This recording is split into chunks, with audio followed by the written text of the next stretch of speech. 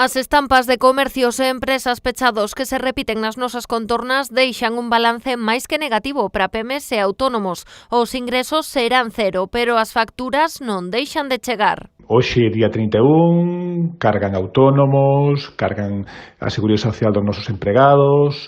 Se hai algunhas obligacións bancarias, siguen cargando préstamos, hipotecas, xa digo, destas persoas que nestes momentos teñen a obligación de estar pechados. Segundo explica o presidente da FECA, o tecido empresarial da comarca comparte desvelos co do resto do Estado. Ademais, creen que as medidas do Goberno non están á altura das circunstancias.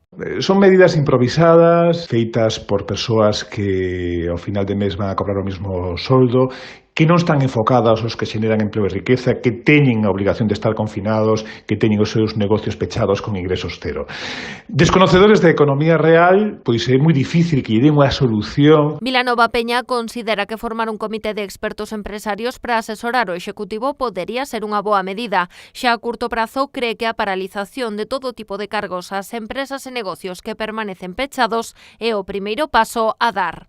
Parar todo tipo de obligacións, autónomos, Seguridade Social dos empregados, moratorias, pero moratorias xa, cando un negocio está pechado, non con 50.000 requisitos, moratorias para todos aqueles que teñan hipotecas, préstamos, avales, pólizas. Non podes ter unha empresa pechada e que unha empresa enerxética che mande unha factura. Se estás pechado, consumos cero, factura cero.